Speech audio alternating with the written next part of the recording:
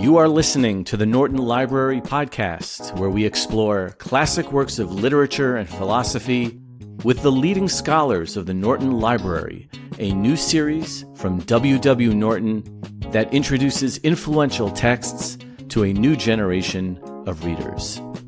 I'm your host, Mark Chirino, with Michael Von Cannon producing, and today we present part 2 of our interview devoted to W.E.B. Du Bois's 1903 masterwork, The Souls of Black Folk, with its editor, Jesse McCarthy. In part 1, we discussed who Du Bois was and how he came to write this work. And in this second episode, we examine the challenges of reading The Souls of Black Folk, Jesse's favorite line in the book, an appropriate playlist, and much more. Jesse McCarthy teaches English and African American Studies at Harvard University and has published widely in fiction and nonfiction, including the essay collection, Who Will Pay Reparations, On My Soul. Jesse McCarthy, welcome back to the show. Oh, it's good to be back with you. Thank you so much. Well, I look forward to talking more with you about W.E.B. Du Bois's The Souls of Black Folk. Jesse, maybe we can start by you telling us what draws you to this book. Do you remember when you first encountered The Souls of Black Folk? I first read The Souls of Black Folk when I was in high school. My first memories of it are I remember the sensation for me of reading, its prologues and opening sequence, if you will, opening essays. And for me, what I immediately was struck by was the sound of his prose. I think it's an extraordinarily distinctive sound and voice. And in some ways, I think I've sort of been inhabited by it ever since. Did it feel archaic to you since it was published in 1903, or did it feel vibrant and contemporary? If I had to think of a point of comparison, and indeed a similar experience I had reading, I also vividly remember the first time I read James Baldwin, and I was reading from his essay collection, Notes of a Native Son. And similarly, I would say it's not at all a language that I would describe as archaic, but it's a language that in some sense, to me, had the feeling of standing outside of time itself. Yeah. And that quality to me, which I associate with great literature, I felt to be powerfully present, and seductive. So you first read The Souls of Black Folk as a youngster. What brought you back to it as a scholar? It's a text that I think we'll always be coming back to. In so many ways, it inaugurates an entire way of thinking, and gives us access to a kind of vocabulary for thinking about the meaning of identity in the context of a history, an experience, an art, an expression. And for me, it's important, of course, to have a critical lens and a kind of critical regard. But it also is it's a great landmark. As I say, it's one of the classics of our literature. I think of it as a classic of world literature, that speaks to not only, of course, and most especially African Americans, but to the entire diaspora, to Black folk all over the world, and indeed to, I think, basically all people who are passionate and interested and invested in thinking about the role that Black Americans have played in the making of America and in the defining of the 20th century and forward, as he says, the century of the color line. Jesse, is there a common misreading of The Souls of Black Folk, or something that people misperceive about it? One of the things that I do think people sometimes misperceive about it is perhaps an overemphasis on double consciousness. To be clear, I think it's an extraordinarily powerful concept, but Du Bois never explored double consciousness systematically. And he wasn't, I think, interested in defending and arguing for double consciousness as a well-grounded philosophical concept. And I think sometimes people fail to read these chapters as essays. That is to say, in the etymology that we get from Montaigne, that they're attempts. They're attempts to understand something, to say something that has not been said before. And to say something that has not been said before, to try and capture experience, to give dignity and beauty to things that are not considered dignified and beautiful, to show the meaning of something that to Du Bois is so obvious and self-evidently important, but which is scorned and treated and denigrated. That requires a new language, and Du Bois is really, I think, he's experimenting. He's trying to forge a new way of talking about race, and I think that really is truly important. But sometimes I think there's a way in which people place an emphasis on double consciousness that I don't think Du Bois gave it in his own writing. He didn't return, for instance, to that concept or elaborate upon that concept in his later work. It's just so provocative, and putting it right in the beginning of the book, it might have an outsized importance. I do think that's true, and I think part of what it does for Souls is that it places this emphasis on interiority, on the soul.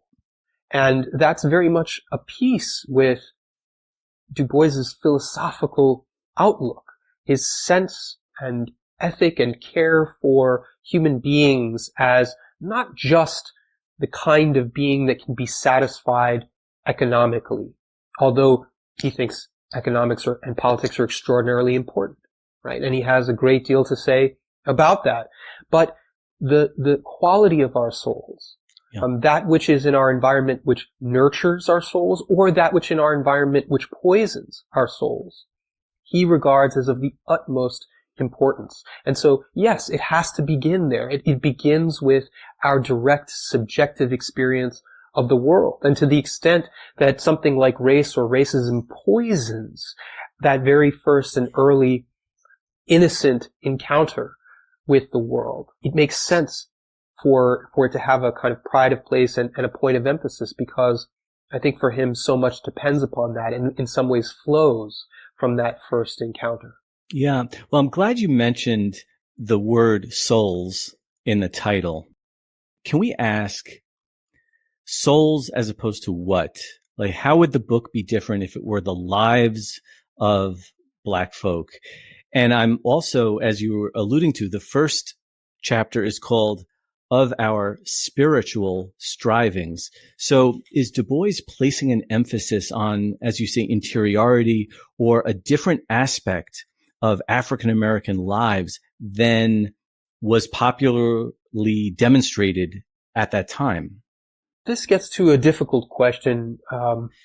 Many people have thought Du Bois is heavily influenced here by his reading of German idealist philosophy, his reading of philosophers like Hegel, his thinking about this kind of dialectical language of striving and higher levels of unification.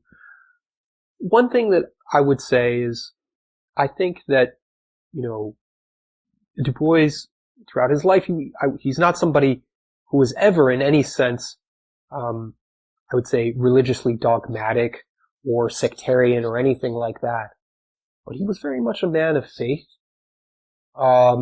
He has a kind of broad and deep Christian faith that I think informs, especially in his later life, a very humanism. I think of him as a great humanist. And so I think for him the emphasis on souls is partly a firm belief that the quality by which we really ought to measure our lives is determined there. It's determined in our character. It's determined in our moral life, in our ethical life, in how we treat each other, in our values. He's the kind of person who sees culture in many ways as simply the material embodiment of our values, right? And of our spirit. And so I think for him, that's where everything starts. That's where the battle, in some sense, is really to be waged.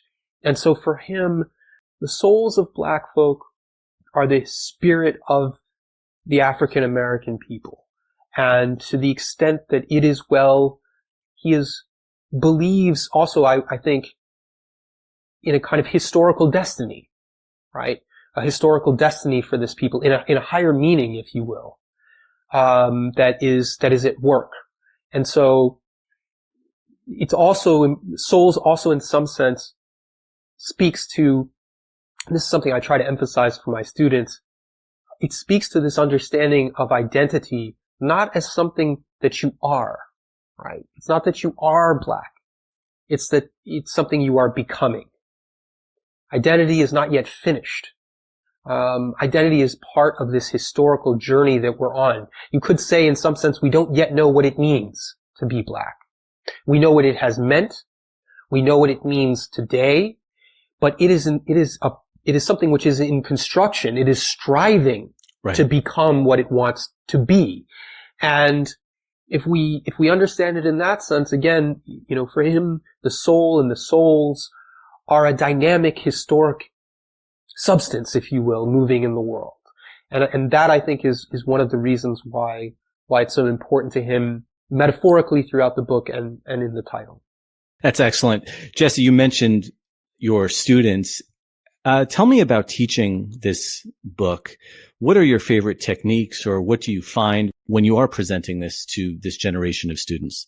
I'm very much a historicist, and so when I teach, I do place a fair amount of emphasis, and I take a fair amount of time to, in some ways, sort of, as best as I can, reconstruct the world in which Du Bois is living, what the politics of that time are like, what the world looks like in that time, who are the people around him, what's going on, how is, a book like The Souls of Black Folk, what does it look like when we think about it in conversation with Anna Julia Cooper's A Voice from the South, right? Really placing it in the field of conversation and discourse that it originally appeared in.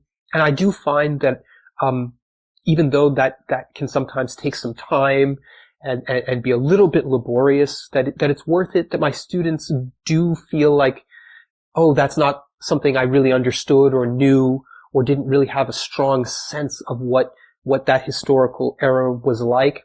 And I'm wary of jumping too quickly to sort of a conceptual analysis of double consciousness that's untethered from the historical background. But I also find that my students are sort of intuitively attracted to and fascinated by many of the things that people have always been fascinated by in this text. The place of music in it, the question of the different genres, the use of fiction and storytelling, the use of elegy. They're fascinated by the Booker T. Washington debate and the politics of that. They're attracted to the philosophical and psychological quandaries of double consciousness. When you present this book in class or when you read it yourself, do you have a favorite line in The Souls of Black Folk? Well, that's hard. That's a tough one. It was meant to be a tough one, Jesse. I think I have, I've had different favorite passages at different times in my career and at different times, in my life. One moment, for me that I more recently, I think, have come to, and that I didn't initially, think quite in the same way about as I do now, comes from the last chapter, The Sorrow Songs. And it's this moment where Du Bois actually is speaking directly to his white reader. And in this moment of kind of fierce and impassioned interrogation asks, "Your country, how came it yours? Before the pilgrims landed, we were here. Here we have brought our 3 gifts and mingled them with yours. A gift of story and song, soft, stirring melody in an ill-harmonized and unmelodious land. The gift of sweat and brawn to beat back the wilderness, conquer the soil, and lay the foundations of this vast economic empire 200 years earlier than your weak hands could have done it. The third, a gift of the spirit. Around us, the history of the land has centered for thrice 100 years. Out of the nation's heart, we have called all that was best to throttle and subdue all that was worst. Fire and blood, prayer and sacrifice have billowed over this people, and they have found peace only in the altars of the God of right." You know, part of what I think has changed for me in reading that passage is that now I hear in it Du Bois calling back to someone like David Walker, in his appeal to the colored citizens of the world, from 1829, and this kind of invocation of something like an African American claim upon the nation. You might say upon the soul of the nation, a claim of belonging. It's interesting because I think it's not always a kind of popular way of thinking about this extraordinarily fraught and in many ways tragic relationship. But I think it's a very, very powerful challenge. I'm not saying I agree or disagree with it, but it's a passage that I think when I first read Souls, I didn't necessarily think about, or I certainly didn't think about the way I think about it now. That's wonderful. And first of all, it's written about as poetically as you'll ever encounter in a book of sociology. How does Du Bois couch his argument? How is he trying to appeal to his readers? I think for Du Bois, he would say he's trying to appeal by any means necessary. And indeed, he's employing all the strategies that he can. Rhetorical persuasion, historical evidence, the investigations of sociology, pathos. But at the end of the day, I think what Du Bois believes is that he is fundamentally in the historical right. In other words, it's not so much a matter of succeeding in persuading his white reader or reaching, in some sense, the soul of his black reader. He's speaking to the truth of a situation, to a historical truth, to a spiritual truth, to a moral truth as he understands it. And I think he holds the conviction, right, that this is the right side of history, and that this way of thinking about the destiny of the African American people in the United States is bound up in a tragic but powerful story of moving that country, as he says, away from its worst impulses, its worst commitments and behaviors, and elevating it to something better. Though the question of whether it's attainable, ultimately, I think he leaves open. But the sense of that trajectory is what he takes to be the truth that he's pointing to. And I think he thinks it's incontrovertible. Something that we ask about all of these classics in the Norton Library. Jesse, is there a playlist that comes to mind? You've been talking about this book as uniquely musical in that Du Bois includes sorrow songs and spirituals as beginnings to each chapter. Does this work make you think of any music? Well, it certainly does. And I'm not sure I would provide a playlist, but, as we've seen, the spirituals, the Negro spirituals are folk music. And for that reason, you can find, hundreds, thousands of wonderful recordings of spirituals, in all kinds of different settings. They often, sung in churches by choirs, formally, informally. There are countless excellent recordings. If I had to point to one in particular that I've always loved, however, there is a recording of a number of Negro spirituals by the great opera singer Jesse Norman. The album that she put out called Negro Spirituals in 1979, I believe. And something about that extraordinary voice that Jesse Norman has and the emotion and depth that she's able to bring to her interpretation of the songs. I think for me, perhaps for my generation, I've always felt to be especially moving. And I think that the arrangements, are of such a nature that Du Bois himself, if you were alive and able to hear that recording, and even better to hear Jesse Norman sing them live and in person, he would have, I think, greatly appreciated, admired, and felt that, these were some of the finest expressions of precisely that which he was trying to capture in words. And so hearing her album would also help the reader who is seeing this captured on the page, would give a kind of a three-dimensional expression to what Du Bois is trying to convey in terms of the sheet music and the lyrics that begin every chapter. Absolutely. And indeed, when I teach the Souls of Black Folk in my lectures, I never teach it without playing music.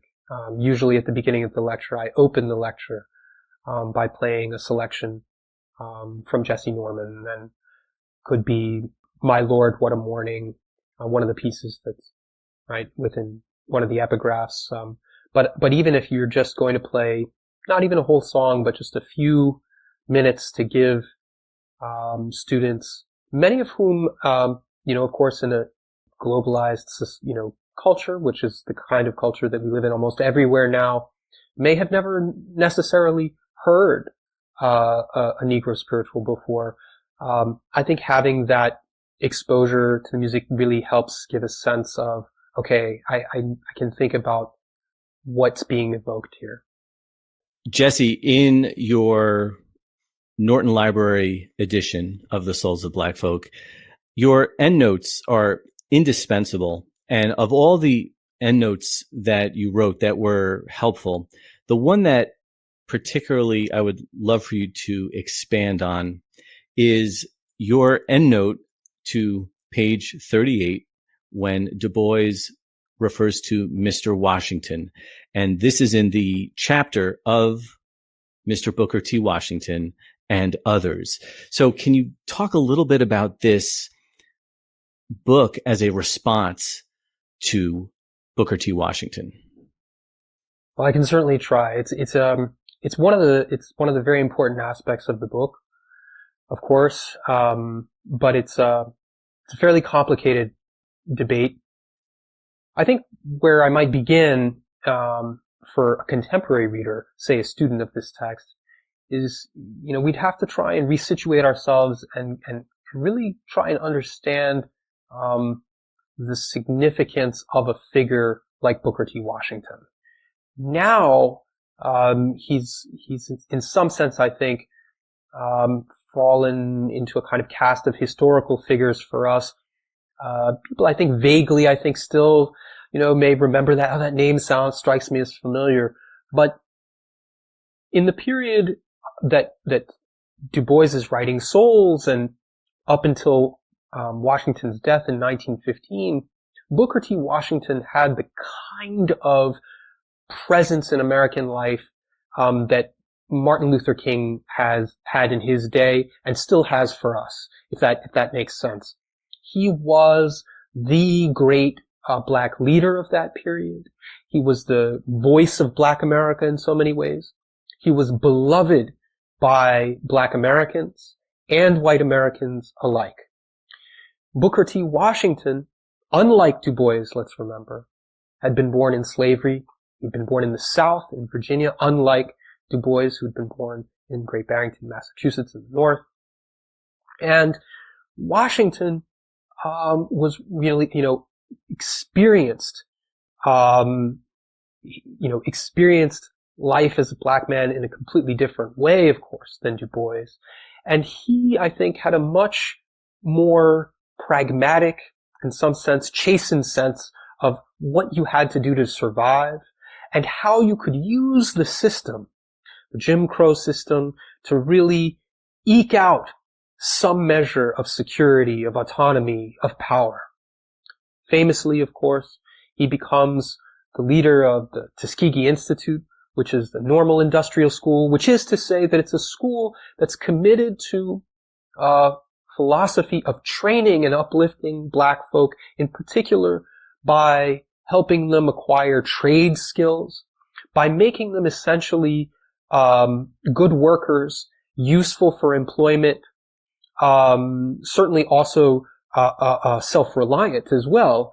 But this is a model of education that is very much appealing not only to Southerners, but also to white Northerners, and in particular the white Northern industrialists, who, with the collapse of slavery, both in the North and the South, are looking for sources of what they would call maybe reliable labor and cheap labor, and would like to put these people not back to work, but to continue to keep them as a source of cheap labor for the needs of an industrializing country.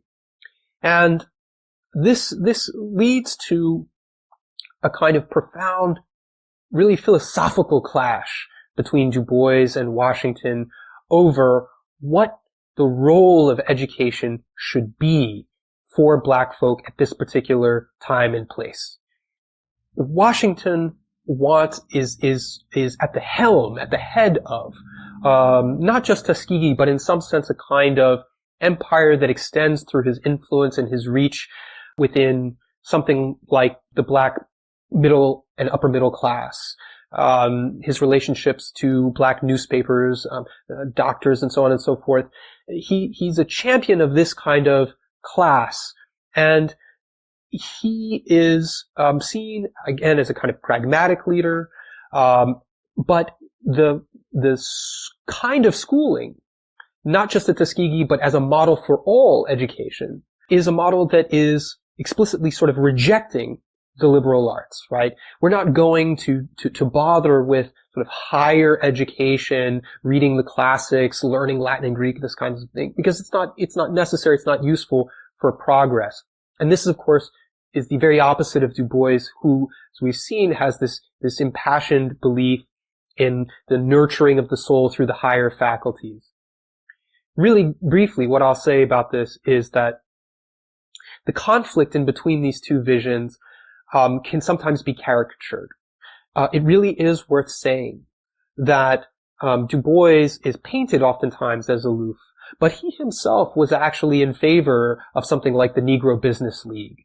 He cared about economic self-development for African Americans. It's just that he didn't want education to be subservient to those demands, and he was moreover particularly concerned that Washington's emphasis on economic gains and securing this economic basis, Du Bois's argument was, well, you can do that, but how will you secure it without political rights? Right? Without political rights, it can always be taken away from you. And basically what Du Bois is saying is, look, if you look at the history of the 1890s, you look at evictions, you look at racial terror, what you see is there's no point in us building up these institutions and schools if when the Ku Klux Klan comes through, they're never prosecuted, right? And we can't stand and we can't have access to juries. We don't have political rights, and we don't have the capacity to protect these economic gains. So there's a debate over the philosophy, but also over the kind of questions of political strategy that are at stake here. But very quickly, I also just want to say, because it is important, Washington can also be far too much maligned in this story. One of the things that was discovered especially after his passing in 1915, people started looking into his archives and his correspondence. He was working very hard quietly through back channels, behind the scenes on civil rights. Right? It wasn't that he didn't care about those issues or didn't think that they were important, but of course, as somebody who's trying to run an institute, who's taking all this money from white philanthropy and white industrialists, he couldn't have the kind of public discourse and rhetoric that Du Bois had. So in many ways, both men are sometimes pitted against each other in ways that actually caricature their true commitments and positions. But it's nonetheless true that there was at its core a kind of deep fundamental disagreement about the nature of education and what at its best an education is for. Jesse McCarthy, editor of W.E.B. Du Bois's The Souls of Black Folk for the Norton Library. We thank you so much for joining us, Jesse. Thank you so much. This has been great. The Norton Library edition of The Souls of Black Folk, edited by Jesse McCarthy, is available now in paperback and ebook. Check out the links in the description to this episode for ordering options and more information about the Norton Library, including the full catalog of titles.